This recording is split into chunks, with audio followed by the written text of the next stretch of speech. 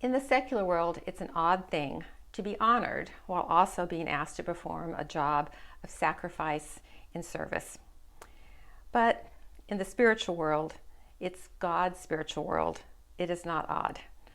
I am honored to serve you. I am grateful for the many elders who have served this church, some who have passed on to God's loving embrace. I have watched our current elders, and I know the joy it will be to serve with them. And I'm thankful for the women who have served without title, but still have led by example and with humble grace.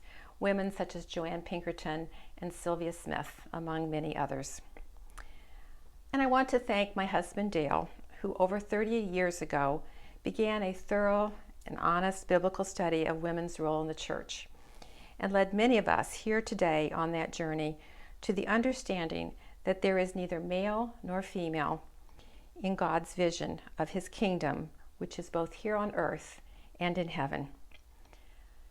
I request from you your daily prayers, that I and the rest of the elders be filled with wisdom, courage, and kindness toward all. And I promise to you an open door, listening ears, and an open heart. God bless you all. Ever since I've been a member of the Stanford Church, I have heard a few phrases repeated often. And this morning, I'd like to fall back on 3 of them. Stretch yourself. I have understood this phrase to say go beyond your perceived capabilities, because God is your shepherd. He will make sure you do not get lost and that you will remain safe. This morning's installation is a step in that direction, and I invite you to stretch yourself as well. Another phrase that has been repeated is the story we find ourselves in. Candidly, I would not have expected today. Upon reflection, it's comforting to know that you should live the life that you find yourself in. And I invite you to live a life with purpose and a life that is worthy of the sacrifice that was made on your behalf. And lastly is the phrase, streams of living water. In the Gospel of John, at the Festival of the Tabernacles, Jesus cries out, "Let anyone who is thirsty come to me and drink. Whoever believes in me, as Scripture has said, rivers of living water flows from within them." I pray that your rivers flow freely and abundantly forever. A friend asked me a couple of weeks ago, I'll bet you didn't see this one coming, in regards to this day of being appointed as an elder. And of course, quite candidly, the answer was no, I did not see this one coming. As I pondered on this, I've been especially humbled by the idea of being an elder.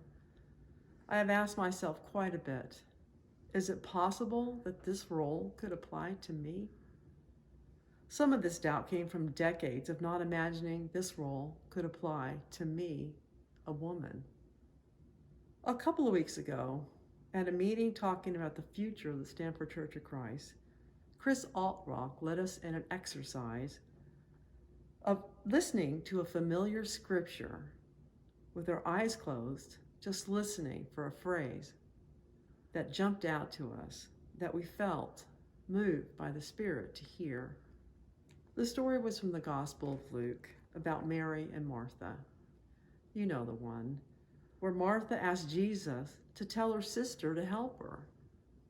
Jesus replies that Mary has chosen the good portion, which will not be taken away from her.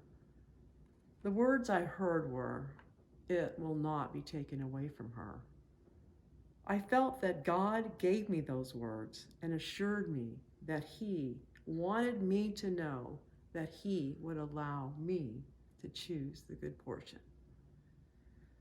As I serve in this role, I pledge that I will be sure to sit at Jesus' feet, listen to His teaching with all of my heart.